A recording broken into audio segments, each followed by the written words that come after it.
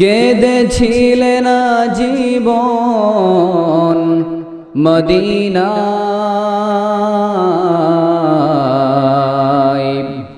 সেই মাটি সেই মানুষ যদি এত সুন্দর না জানি তাহলে তুমি কত সুন্দর। আউযু বিল্লাহি মিনাশ শাইতানির রাজিম। বিসমিল্লাহির রাহমানির রাহিম।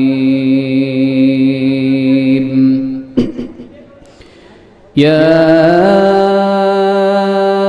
আইয়ুহান নাসু কুলু মিম্মা ফিল আরদি হালালান তাইয়্যিবা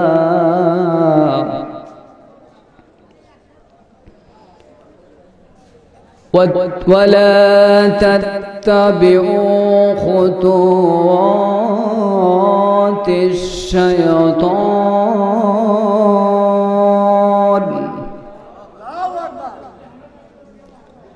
ولا تتبعوا خطوات الشيطان إنه لكم عدو مبين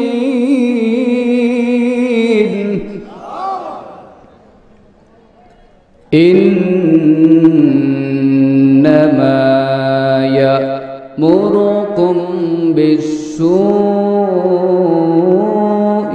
والفحشاء وأن تقولوا على الله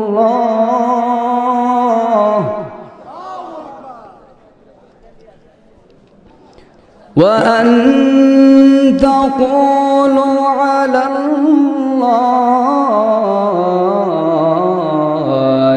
ما لا تعلمون اللهم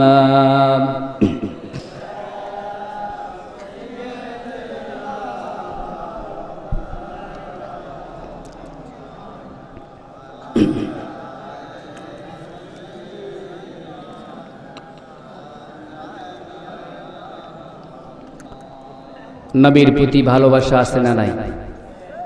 আসতে বলে, আরো আসতে। তুমন পুকুরের মানুষ কি উল্টা নাকি বলে? আমি যতই বলি আসতে ততই আপনারা জোরে। যেই জোরে এখন বললেন এই জোরে নবীর দরুদ পড়তে হবে। রাজি আছেন কারা কারা? হাত তুলে দেখান তো। আল্লাহ কবুল করুক, বলেন আমিন। সবাই সেই প্রিয় নবীর ভালোবাসা মনে রেখে পুরুষোচিত কণ্ঠে একসাথে বলুন আল্লাহুম্মা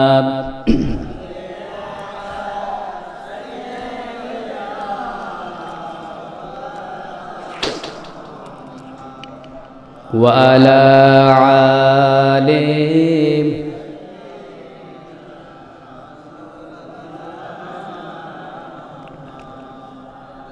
যে মানুষ মানুষের বেদনায় কেঁদেছিলেন জীবন মদিনায়, সেই মাটি সেই মানুষ যদি এত সুন্দর না জানি তাহলে তুমি কত সুন্দর। আল্লাহুম্মা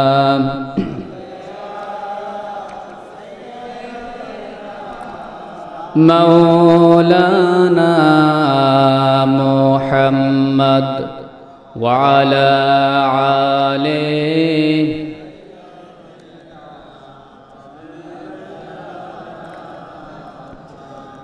মনটা যদি হইতো পুবাল হাওয়া, হইতো শুভ্র কবুতর, মেঘের ডানায় পাঠিয়ে দিতাম মদিনারি প্রান্তর। চিথায় আমার প্রিয় রাসূল ঘুমাই নিরন্তর, যেথায় আমার প্রিয় রাসূল ঘুমাই নিরন্তর। আল্লাহুম্মা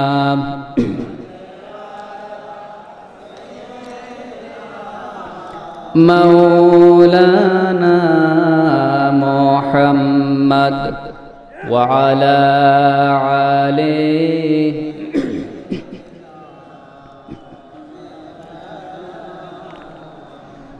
خيمة فلاكب استادا وسينم سهب نبج حشت تپش امادم وسينم سهب بلغ العلا بكماله كشف التجا بجماله حسنت جميع خصاله صلوا عليه اللهم آمين ربنا ظلمنا أنفسنا وإن لم تغفر لنا وترحمنا لنكونن من الخاسرين ربنا لا تزغ قلوبنا بعد إذ هديتنا وهب لنا من لدنك رحمة إنك أنت الوهاب আয় আল্লাহ তাআলা ডমনপুকুর কামিল মাদ্রাসার ইন্তেজামিয়া কমিটি কর্তৃক আয়োজিত 3 দিন ব্যাপী তাফসীরুল কোরআন মাহফিলের দ্বিতীয় অধিবেশনে রাত প্রায় গভীরের পথে এমন সময় তোমার কতগুলি গুনাহগার বান্দাদেরকে নিয়ে আমি আর এক গোলাম তোমার শাহী দরবারে ভিক্ষুকের মতন দোকানে হাত তুলেছি। আল্লাহ আয় আল্লাহ তাআলা তোমার দরবারে হাত তোলার পূর্ব মুহূর্তে তোমার মরদুলাল তোমার বিশ্ব নবীর প্রতি কয়েক মর্তবা প্রাণ ঢালা দরুদ সালাম করেছি। আমাদের দরুদ সালাম টুকুন সোনার মদিনায় বিশ্ব নবীর রূহ মুবারকে পৌঁছে দাও। আল্লাহ আয় আল্লাহ তাআলা এই মাহফিলের আয়োজন যারা করেছেন শোনার জন্য আর বলার জন্য যারা এসেছেন, বিশেষ করে এই মাহফিলে যারা কথা বলবেন আর বলতেছেন, আয় আল্লাহ তাআলা তাদের মুখ থেকে এমন কিছু কথা বের করে দাও যা আজকের সমাজের জন্য খুবই প্রয়োজনীয়। আয় আল্লাহ তাআলা খাস করে যা সওয়াব দান করবা তোমার হাবিব মদিনায় ঘুমিয়ে আসে তার রূহ মুবারকে পৌঁছে দাও। তামাম বিশ্বের মাটির নিচে যত মুমিন মুমিনাত চলে গেছেন সকলের আরওয়ার পরে সওয়াব পৌঁছে দাও। আল্লাহ আয় আল্লাহ তাআলা আমরা যারা হাত তুলেছি আমাদের মধ্যে অনেকের জনম দুঃখিনী মা বাবা যাদের বিদায় হয়ে চলে গেছে, মাওলা মেহেরবানি করে আমাদের পিতামাতার কবরটা জান্নাতের টুকরা বানায় দাও। রব্বানা তাকাব্বাল মিন্না ইন্নাকা আনতাস সামিউল আলিম ওয়া তুব আলাইনা ইন্নাকা আনতাত তাওয়াবুর রহিম। সুবহান রাব্বিকা রব্বিল ইজ্জাতি আম্মা ইয়াসিফুন ওয়া সালামুন আলাল মুরসালিন ওয়ালহামদুলিল্লাহি রাব্বিল আলামিন। একটু জিকির করেন লা ইলাহা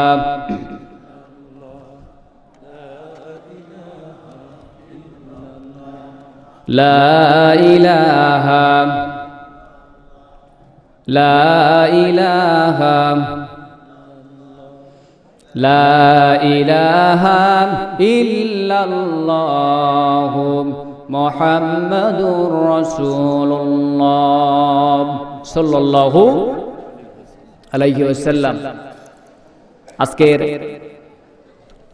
ডুমনপুকুর আমিনিয়া কামিল মাস্টার্স মাদ্রাসার ইন্তেজামিয়া কমিটি কর্তৃক আয়োজিত 3 দিনব্যাপী ইসাল সোয়াব ও ওয়াজ মাহফিলের আজকের দ্বিতীয় অধিবেশনের সম্মানিত সুযোগ্য সভাপতি,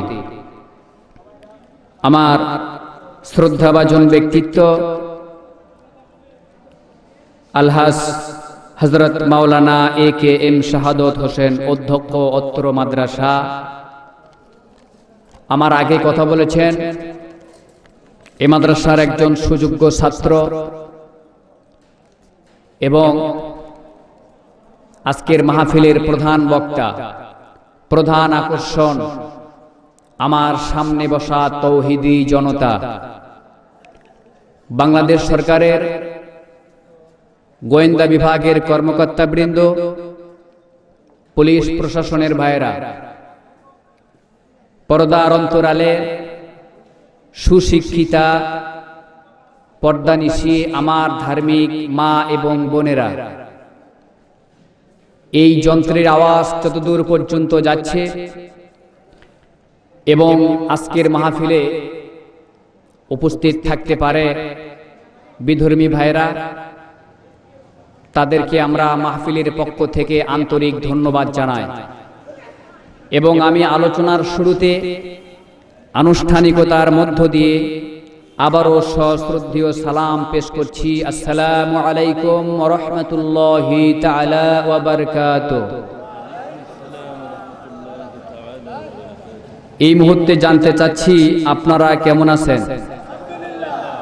পিছনের লোক যেভাবে বললেন মনে হয় ওরা। আপনারা কেমন আছেন? আলহামদুলিল্লাহ। যে অবস্থায় থাকি না কেন প্রশংসা হবে কার? আল্লাহ। সম্মানিত ভাইরা, এই তাসবিহগুলো, এই শব্দগুলো এমন পছন্দনীয় আল্লাহর দরবারে, আল্লাহ পাক চায় তার বান্দার মুখ থেকে এই সমস্ত প্রশংসনীয় শব্দ বেশি পেতে চায়। আল্লাহ যেন তৌফিক দেয় এই সমস্ত কথা বলার। বলেন আমিন। সুবহানাল্লাহ, আলহামদুলিল্লাহ। এগুলা ইচ্ছাকৃত বলবেন। সওয়াব দিবে কে? সওয়াব দিবে কে? আল্লাহ। সম্মানিত ভাইরা, আমি আলোচনা শুরু না করতেই কর্তৃপক্ষ পক্ষ থেকে বলা হলো যে উস্কানিমূলক কোনো কথা বলবেন না। কি বলল? উস্কানিমূলক। আমি কি তাই বলি? প্রায় 1 বছর পার হয়ে গেছে আপনাদের মসজিদের দায়িত্ব বহন করছি। কোরআন এবং হাদিসের বাহিরে কোন জুমা কথা বলেছি প্রমাণ করতে পারবেন কেউ? প্রমাণ করতে পারবেন কেউ? সামনে সিরিয়ালের সব আমার মসজিদের মুসল্লি আলহামদুলিল্লাহ বলেন। ডোমনপুকুরের মানুষ ইসলাম প্রিয়, এরা সহি কোরআন এবং হাদিসের কথা শুনতে চায়। কথা ঠিক কি না কোন? আমার ভাইরা, আপনারা একটু আওয়াজ দিবেন, তাহলে বোঝা যাবে আপনারা আজ আমার এবং এই কোরআনের পক্ষে কথা শুনতে চান। আল্লাহ তৌফিক দিক। বলেন আমিন। সম্মানিত ভাইরা, এই দুনিয়াতে যদি আমরা শান্তির আবাস ভূমি করতে চাই, শান্তির আবাস ভূমি করতে চাই, তাহলে এই কোরআন ছাড়া বিকল্প আর কি কিতাব থাকতে পারে? কি থাকতে পারে? এই কিতাবের ভিতরে রাজনীতি আছে না নাই? আছে না নাই? আছে। আমি আসবে আলোচনায় সব আসবে, উস্কানিমূলক নয়, সহি কোরআন এবং হাদিস থেকে কথা হবে। আলহামদুলিল্লাহ বলেন। সম্মানিত ভাইরা, বলতেছিলাম এই পৃথিবীতে চতুর্দিকে অশান্তির আগুন দাউ দাউ করে জ্বলতেছে, ঠিক না? ঠিক কি না? আগুন জ্বললে নিভানোর জন্য কিসের প্রয়োজন হয়? পানির প্রয়োজন হয়। ঠিক তেমনি পৃথিবীর অশান্তির আগুন নিভাতে যদি আমরা চাই, তাহলে এই কিতাবের প্রয়োজন আছে না নাই? আছে না নাই? আছে। আমি উদাহরণস্বরূপ বলেছি, আজকেও বলবো। সম্মানিত ভাইরা, তাহলে এই কিতাব থেকে আলোচনা শুনতে চান কাকা কারা? দুহাত তুলে দেখান তো। লিল্লাহে তাকবীর, লিল্লাহে তাকবীর। আল্লাহ কবুল করে নিক, বলেন আমিন। সম্মানিত ভাইরা, আমি সূরা আল বাকারা থেকে একটা আয়াত তেলাওয়াত করেছি, দুইটি আয়াত, ছোট্ট ছোট্ট দুটি আয়াত। এই আয়াতকে সামনে রেখে কথা হবে। আল্লাহ পাক আমাদেরকে শোনার যা তৌফিক দিবেন, ঠিক ওইটাই আমাদের বাস্তব জীবনে আমলে নেওয়ার জন্য তৌফিক দেয়, বলেন আমিন। আমার ভাইরা, কোন মাহফিলের, কোন মজলিসের এত বেশি গুরুত্ব বহন করে না যত বেশি গুরুত্ব বহন করে এই কোরআনের মাহফিল, ঠিক না? ঠিক কিনা? সম্মানিত ভাইরা, তাহলে আজকে কথা হবে কোরআন এবং হাদিস থেকে। আমি বলবো আজকের এই কোরআন থেকে কথা হবে, সেহেতু এই কথাগুলো কার? এই কথাগুলো কার? আল্লাহর নবী ওহী পেতেন, সেই ওহীটা আসতো কোথা থেকে? কথা বলেন না কেন? আল্লাহর পক্ষ থেকে। রাসূল তার জন্মের পর নবুয়াত পর্যন্ত তিনি এই পৃথিবীতে যত হায়াত পেয়েছেন, উনি একটি কথাও কি ওনার মন মস্তিষ্ক প্রসূত জ্ঞান দিয়ে কথা বলেছেন? কথা বলেছেন? উনি বলেছেন কিসের কথা?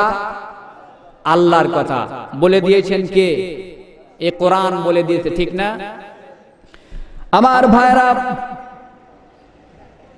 আল্লাহ রাব্বুল আলামিন বলেন, মা ইয়ানতিকু আনিল হাওয়া ইন হুয়া ইল্লা ওয়াহিয়ুন ইউহা। যখন আল্লাহু আকবার। আল্লাহ রাব্বুল আলামিন বলেন, হে মানব সকল, হে দুনিয়াবাসী, জেনে রাখো, আমার নবী কোনো কথা বলেন না আমাকে ছাড়া। আমি যা বলতে বলি, আমি যা ওহী নাযিল করি, আমার নবী তাই বলে। সুতরাং আমার নবী যদি নিজে থেকে বানিয়ে কোনো কথা বলতেন, আমি আল্লাহ রাব্বুল আলামিন বিশ্ব নবীর ডান হাতকে চেপে ধরতাম, কণ্ঠ নালীকে কেটে ফেলে দিতাম। যখন আল্লাহু আকবার। তাহলে নবীর কথা কার কথা? আল্লাহর কথা। আজকে সেই রবের কথা হবে, আর সেই রবের এই কিতাব যে তিনি পাঠিয়েছেন, এটা ওই যে আর আসমানি কিতাবের মতো কি আরো আসবে? আরো আসবে।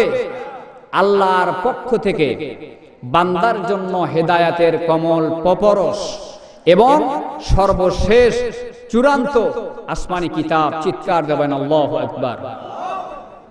যেহেতু আর আসবে না এই কিতাব, সেহেতু বান্দার যা যা প্রয়োজন সব আল্লাহ পাক এই কিতাবের মধ্যে দিয়েছে। সুবহানাল্লাহি ওয়া বিহামদিহি।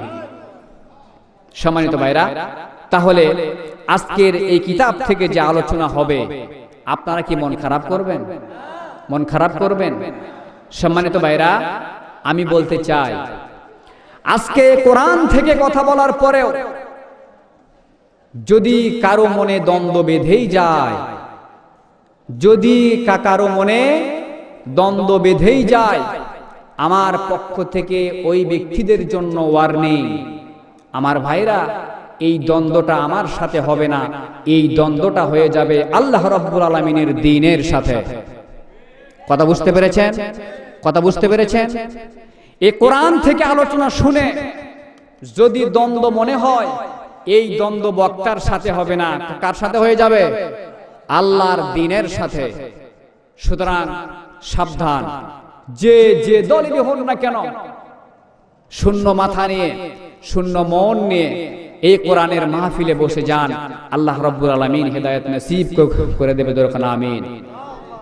সম্মানিত ভাইরা, তবে আজকে এই মাহফিলে আমি কিন্তু আল্লাহর কসম দুনিয়ার কোনো রাজনৈতিক কথা আমি বলবো না, নিশ্চয়তা দিলাম। এ কোরআন ছুঁয়ে আল্লাহর কসম আমি কখনো রাজনৈতিক এ কথা এখানে আলোচনা হবে না। তবে আমি দুনিয়ার অন্যান্য সাধারণ কখনো দুনিয়াবি রাজনীতির সাথে সম্পৃক্ত না। তবে মুসলমান হিসেবে আমি হুসাইনের রাজনীতিকে বিশ্বাস করি। চিৎকার দিয়ে বলেন ঠিক কিনা? আপনারা মুসলমান হিসেবে আমার সাথে কি একমত? আমার সাথে কি একমত? হুসাইনের রাজনীতি পছন্দ করেন কাকারা? শুধু তারা দুটি হাত তুলে আল্লাহকে দেখাই দেন। লিল্লাহে তাকবীর, লিল্লাহে তাকবীর। আমার ভাইরা, আজকে সে কোরআন থেকে কথা হবে। সুতরাং আমরা যারা আলোচনা শুনছি বা শোনার জন্য প্রস্তুতি নিয়ে আসতেছি, শ্রোতার সফলতা কোথায় জানেন? শ্রোতার সফলতা হচ্ছে এই যে কোরআনের মাহফিলে বসেছেন, মোনাজাত পর্যন্ত থাকতে হবে। যেরকম আমিন।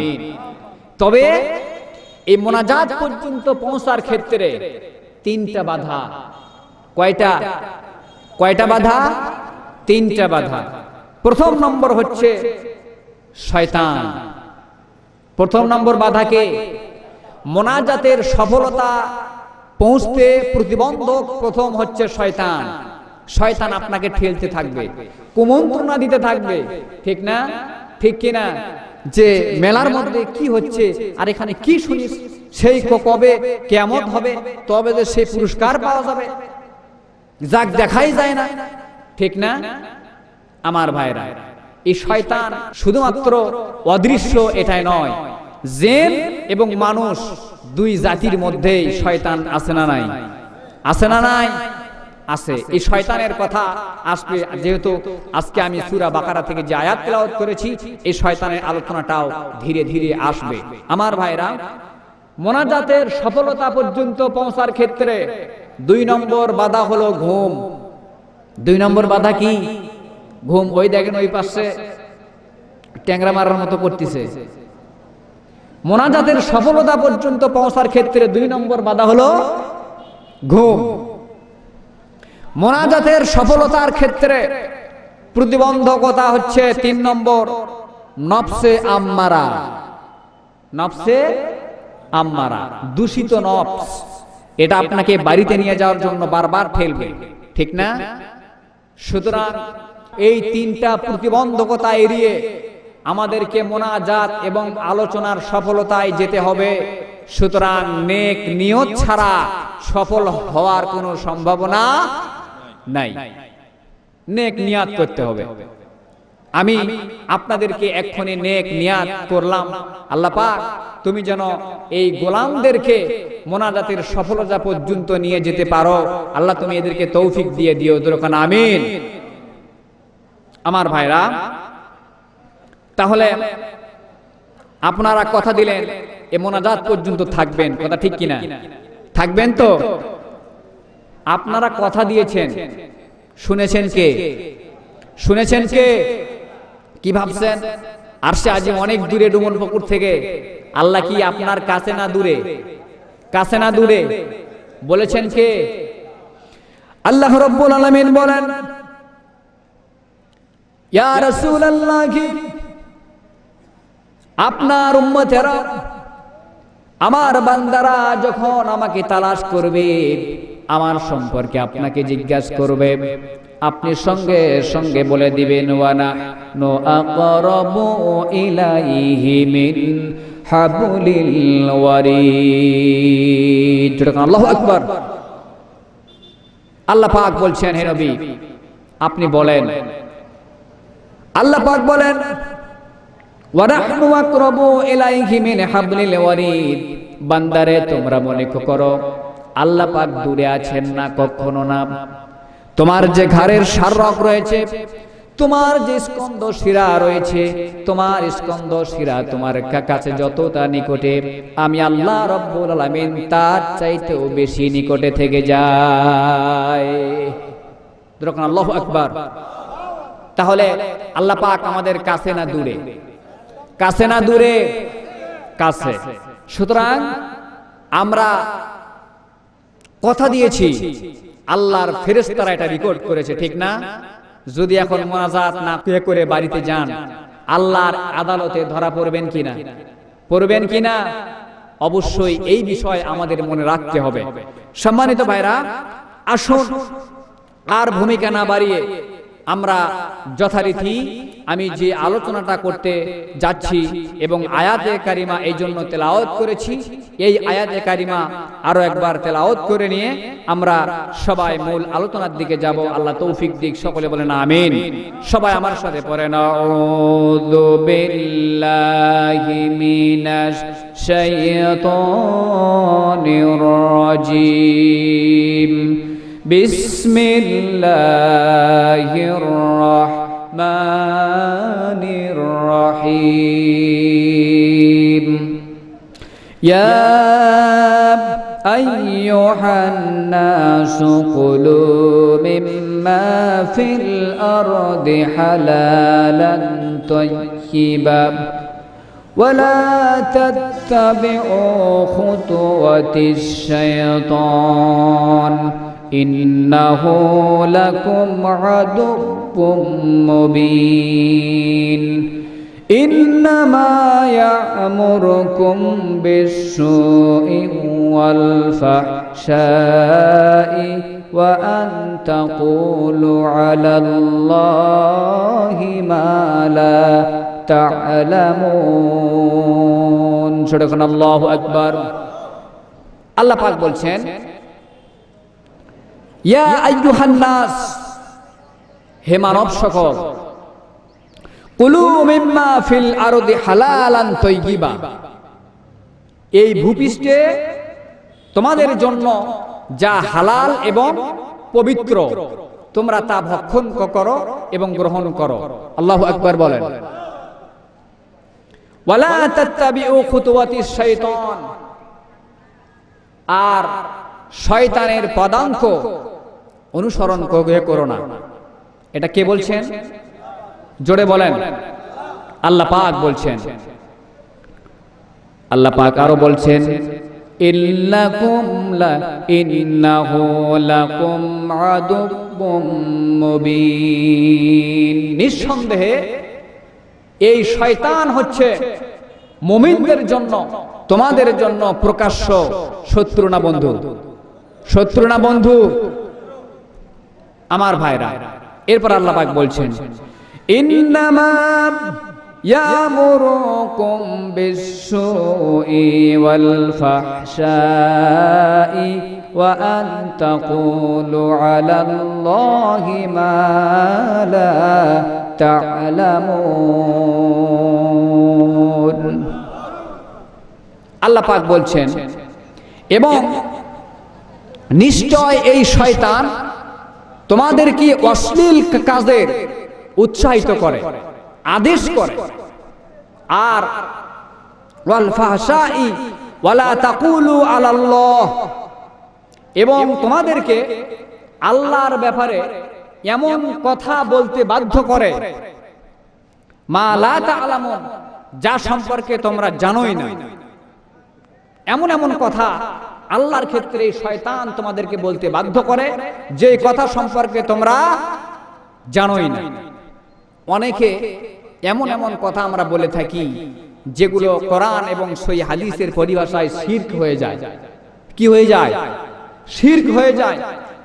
আল্লাহর নবী এই শিরক সম্পর্কে দৃষ্টান্ত দিতে গিয়ে সাহাবীদেরকে বললেন, সাহাবী বলো তো, অমাবস্যার রাতে কালো একটা পাথরের উপর দিয়ে যদি কালো পিঁপড়া যায়, চিন্তা করছেন? কিসের রাত কন্ত? কিসের রাত? অমাবস্যার রাত। পাথরটা কি রঙের? ওর উপর দিয়ে যাচ্ছে কি? এটা দেখা যায়? এটা দেখা যায়? আল্লাহর নবী বলেছেন, এটা যেমন দেখা অসম্ভব, ঠিক তেমনি শিরক বোঝা তেমন অসম্ভব। মানুষ অজান্তে শিরকে লিপ্ত হয়ে যায়। চিৎকার দিয়ে বলেন নাউযুবিল্লাহি মিন যালিক। আল্লাহ পাক এই শিরকের হাত থেকে যেন আমাদেরকে বাঁচায়, সকলে বলেন আমিন। আমার ভাইরা, এই নির্দেশটা, হালাল রিজিক খাওয়ার নির্দেশটা শুধুমাত্র কি মুমিনদেরকে দিয়েছেন? মুমিনদেরকে?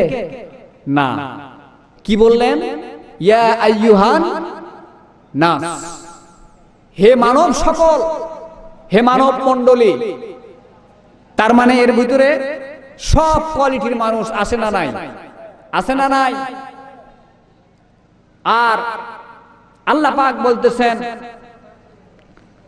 শুধু তাই না, ইয়া রাসূলুল্লাহি, আমি গোটা পৃথিবীর মানুষদেরকে ডেকে বলছি যে হে মানব সকল, তোমরা হালাল আর পবিত্র যে রিজিক সেটা ভক্ষণ করো।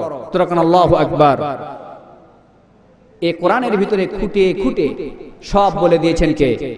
সব বলে দিয়েছেন কে? আল্লাহ রাব্বুল আলামিন বলেন, وَأَنَزَّلْنَا عَلَيْكَ الْكِتَابَ تِبْيَانًا لِكُلِّ شَيْءٍ وَهُدًى وَرَحْمَةً وَبُشْرَى لِلْمُسْلِمِينَ। যখন আল্লাহু আকবার।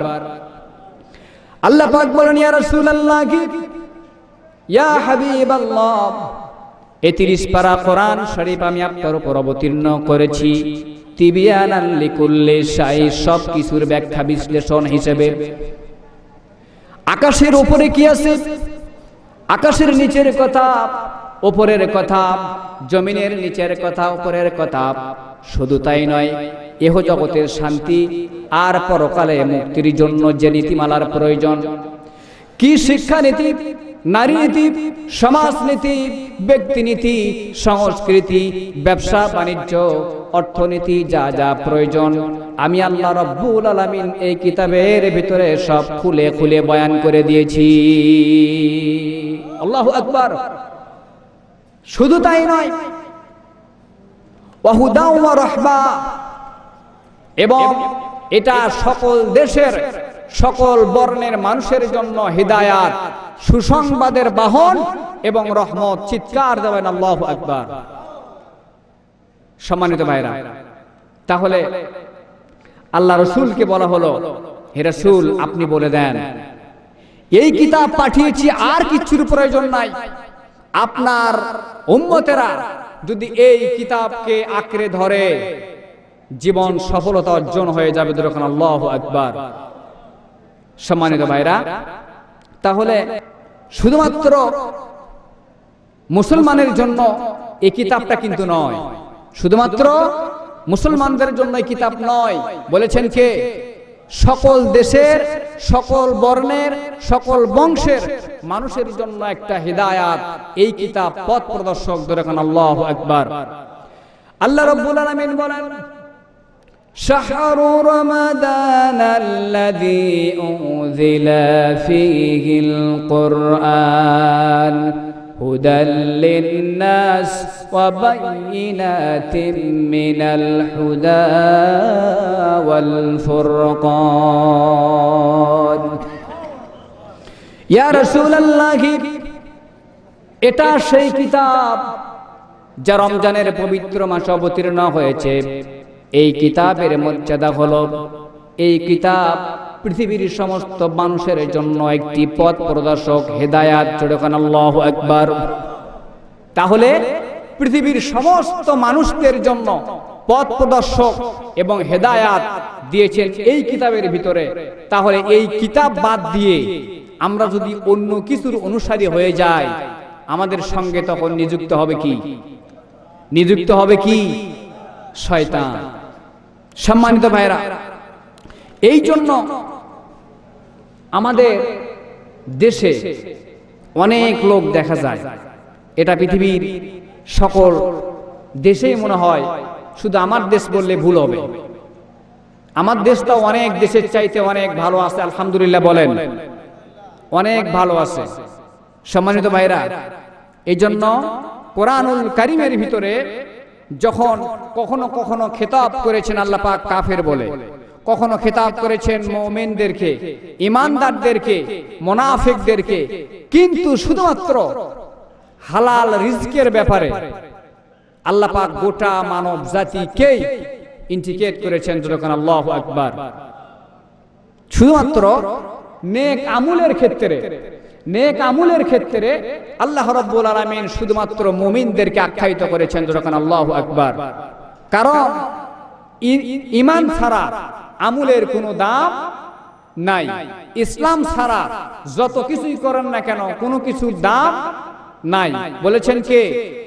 আল্লাহ রাব্বুল আলামিন বলেন, وَمَن يَبْتَغِ غَيْرَ الْإِسْلَامِ دِينًا فَلَن يُقْبَلَ مِنْهُ। আল্লাহ পাক বলেন, যারা ইসলাম বাদ দিয়ে অন্য কোনো ধর্মে বিশ্বাসী হলো, অন্য কোনো মতাদর্শতে বিশ্বাসী হলো, তারা যত আমল করুক না কেন, ফালাই ইয়াকবালা মিনহু, এদের কোনো আমল আল্লাহর দরবারে কবুল হবে না। তাহলে আমল করতে হলে ঈমানের প্রয়োজন আছে না নাই? আছে না নাই?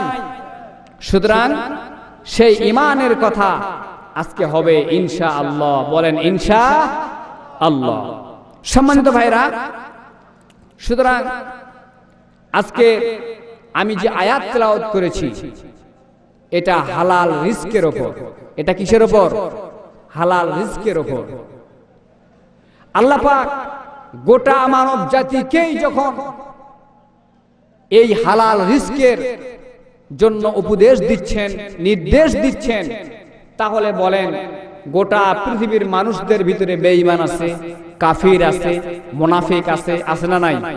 আছে না নাই? তাহলে সবাইকে যদি আল্লাহ রাব্বুল আলামিন হালাল রিজক খাওয়ার নির্দেশ দেয়, তাহলে এটা ঈমানদারদের ব্যাপারে গুরুত্ব বেশি না কম? বেশি না কম? অনেক বেশি। আমাদের দেশে পাওয়া যায় এগুলো। ঈমানদার, নামাজি, নামের আগেও হাজি, পরেও হাজি, কোরবানি, তাহাজ্জুদ পড়ে, এরকম নানান অনেক অনেক মানুষ আমাদের দেশে পাওয়া যাবে। কিন্তু হালাল রিজিক খায় এরকম লোক অনেক অনেক কম। কথা ঠিক কিনা? কথা ঠিক কিনা সম্মানিত ভাইরা? অথচ ইবাদত কবুলের শর্ত হালাল রিজিক। কথা ঠিক না? কথা ঠিক কিনা? আজকে আমাদের দোয়া কবুল হয় না, দোয়াগুলো কবুল হয় না। এর একটা মাত্র কারণ, সেটা হলো হালাল রিজকের অভাব। যখন আল্লাহু আকবার, হালাল রিজকের অভাব। আল্লাহ পাক আমাদের হালাল রিজকের জন্য বন্দোবস্ত করে দেয়। সকলে বলেন আমিন। আল্লাহ পাক যদি তৌফিক না দেয়, বর্তমানে হালাল রিজিক উপার্জন খুবই অসম্ভব না সম্ভব? অসম্ভব না সম্ভব? আমার ভাইরা, আমি বলতেছিলাম যে আয়াত থেকে আলোচনা করতে যাচ্ছি, এই আয়াতের ব্যাখ্যায় দোয়া কিভাবে কবুল হয় আল্লাহর দরবারে। দেখেন হালাল রিজকের কতটা গুরুত্ব তাফসীরের ভিতরে এসেছে, হাদিস শরীফের মধ্যে এসেছে। এক সাহাবী আল্লাহর নবীকে এসে বলছেন, ইয়া রাসূলুল্লাহি, আপনি আমার জন্য দোয়া করেন, আল্লাহ পাক যেন আমাকে মুস্তাজাবুদ দাওয়া বানিয়ে দেয়। যখন আল্লাহুম্মা আমিন। এমন একটা দোয়া চেয়েছেন যেই দোয়া কবুল হলে আর দোয়ার প্রয়োজন নাই। আমার ভাইরা, আল্লাহ রাব্বুল আলামিন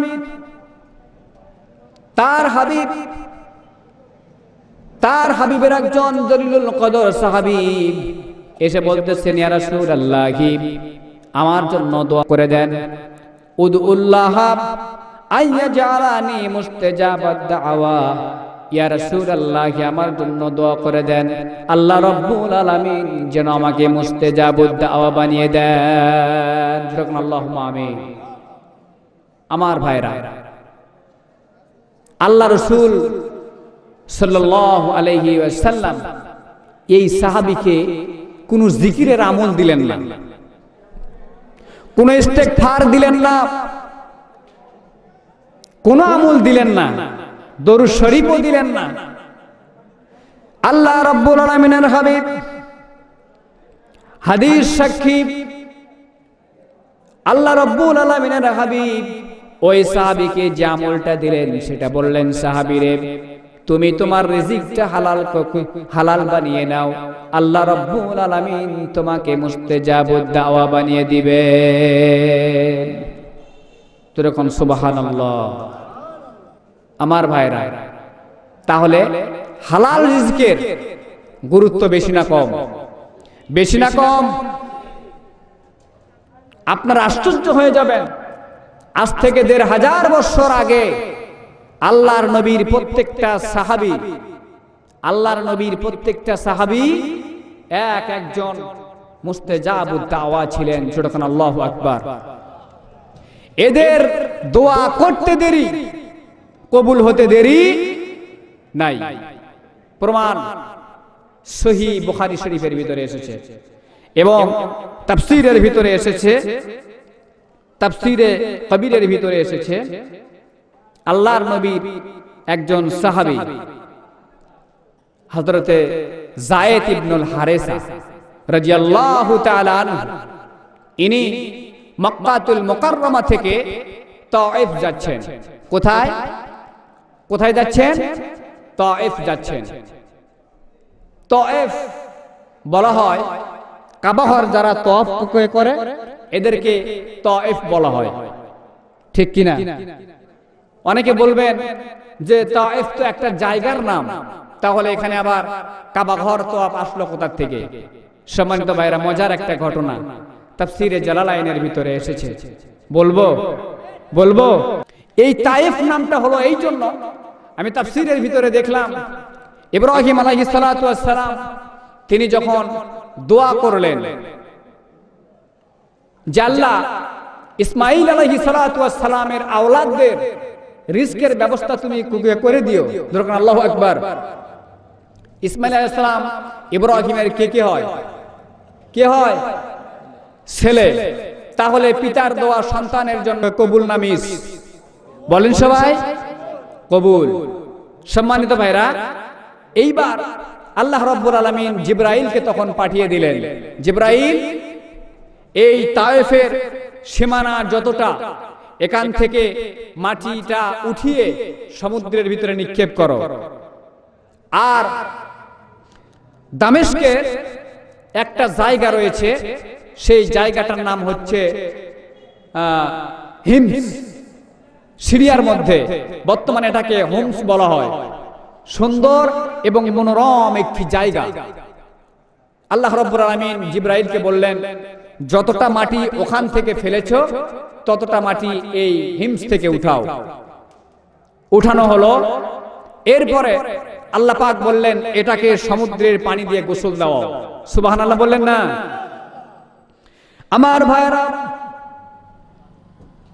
এইবার জিবরাইলকে বললেন, জিবরাইল রে, এই সমুদ্রের পানি দ্বারা গোসলকৃত মাটিটা তুমি হাতে নিয়ে আমার এই খানিকা বাটা 7 বার প্রদক্ষিণ করো। প্রদক্ষিণ করা হলো। আল্লাহ রাব্বুল আলামিন বললেন, জিবরাইল, যেখান থেকে মাটিটা উঠিয়ে ফেলেছিলা এই মাটিটা সেখানে স্থাপন করে দাও। মাটিটা স্থাপন করা হয়ে গেল। তাফসীরের ভিতরে এসেছে সেই থেকে এই জায়গাটার নাম হয়ে গিয়েছে তায়েফ। জোরে কোন সুবহানাল্লাহ। হযরতে যায়েদ ইবনুল হারেসা তায়েফ যাচ্ছেন, সঙ্গে মুনাফিক। সঙ্গে কি ছিল? যায়েদ কিন্তু এটা জানে না। মুনাফিক আমাদের দেশেও মারাত্মক সমস্যা, কথা ঠিক কিনা বলেন? কথা ঠিক কিনা?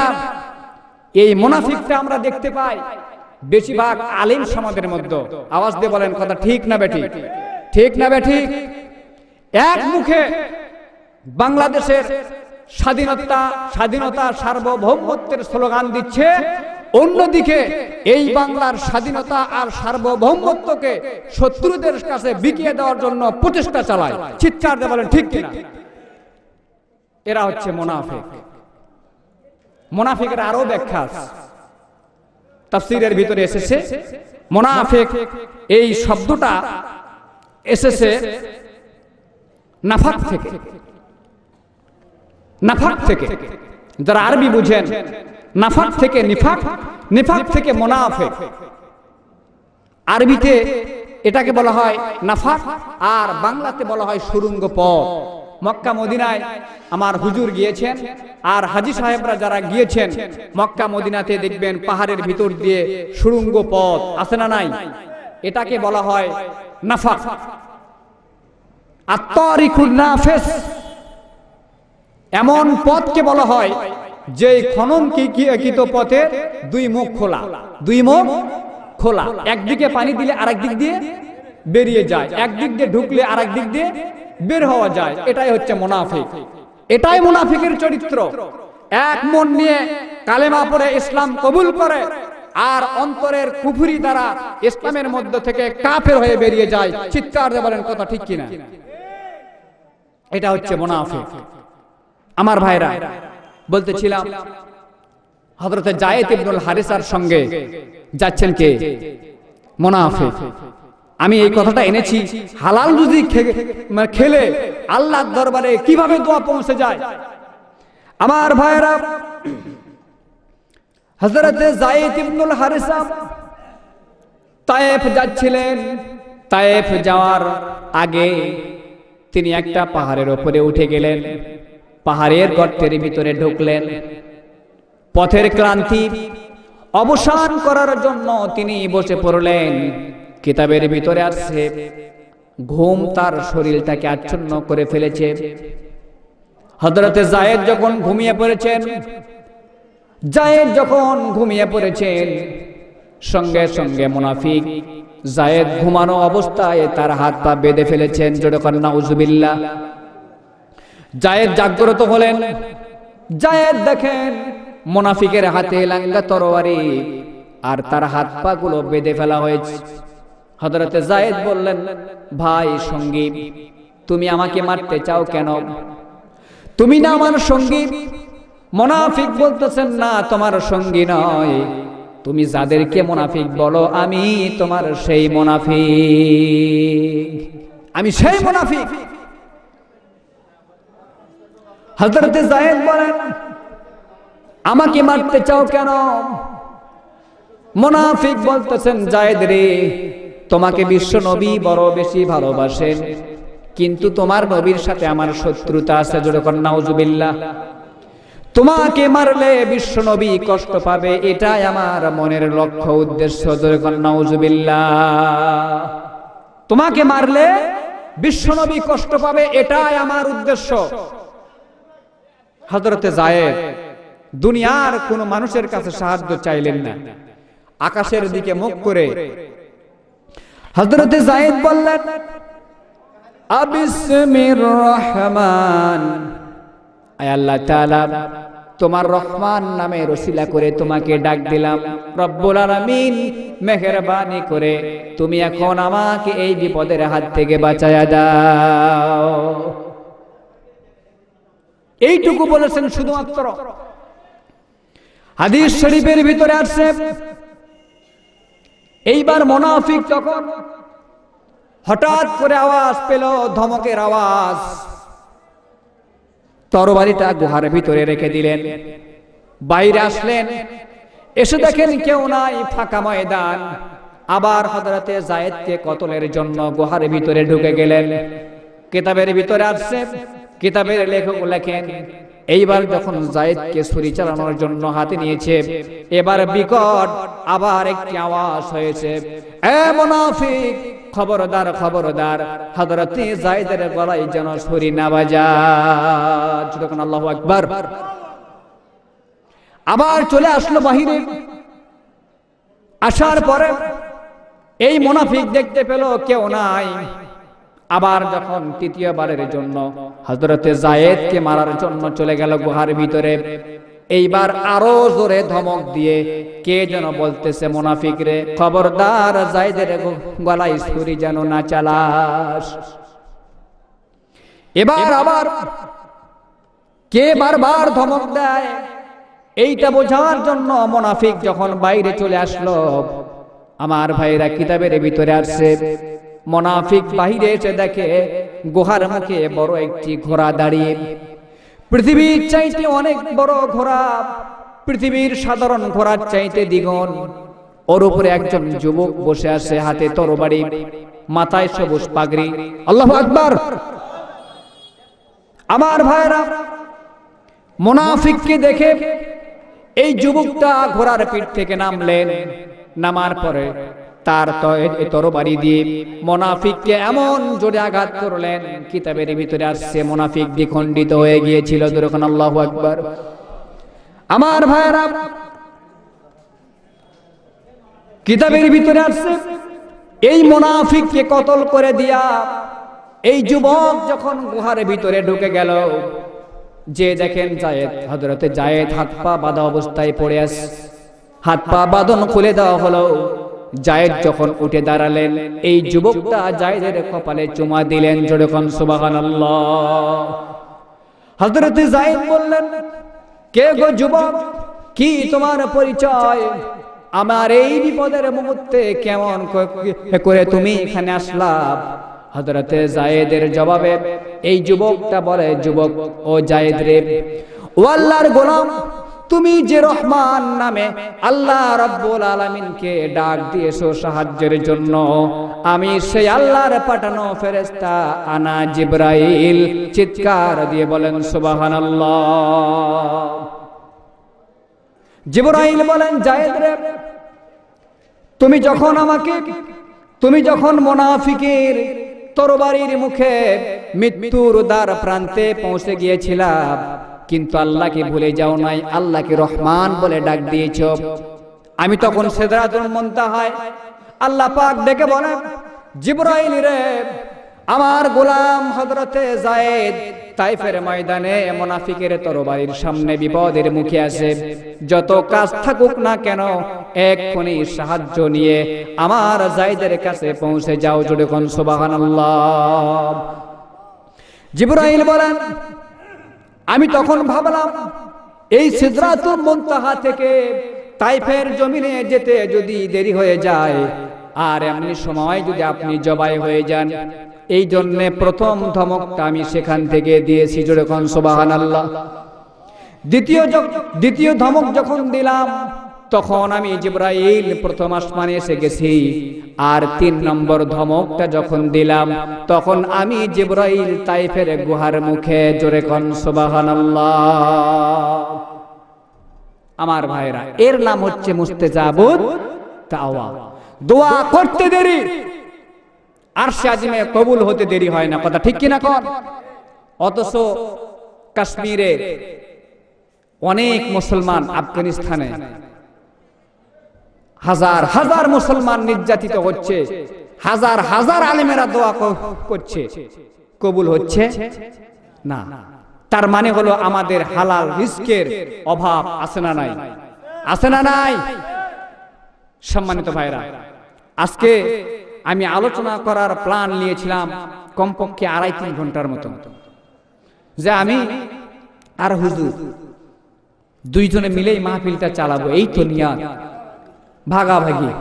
মুরব্বী বুঝতে পেরেছেন, কিন্তু সম্ভব হলো না। সম্মানিত ভাইরা, এবং কোরআন এবং হাদিস থেকে অনেক বিচ্ছিন্ন আয়াতগুলো আমি সাজিয়েছিলাম, যা আপনার এবং আমাদের জীবনে খুব প্রয়োজনীয়, কিন্তু দুঃখজনক আমি সময় সংক্ষিপ্তের জন্য এখানে আলোচনা শেষ করতে হচ্ছে। আমার ভাইরা, আমরা যতটুকু শুনলাম, আল্লাহ রাব্বুল আলামিন যেন আমল করার তৌফিক দেয়, বলেন আমিন। এবং সর্বশেষ মাহফিলের পক্ষ থেকে, আমার পক্ষ থেকে আজকে বাংলাদেশ গণপ্রজাতন্ত্রী বাংলাদেশ সরকারের জন্য দোয়া করছি। গত বছর এই মাহফিলটা হয়েছিল না, এই জন্য অত্র এলাকার ইসলাম প্রিয় মানুষ একটু এই দিক থেকে অভাবী ছিল। কথা ঠিক কিনা কন আমার ভাইরা? কিন্তু সরকারের প্রশাসনিক সহযোগিতায় এবার এই মাহফিল করতে আমরা সক্ষম হয়েছি।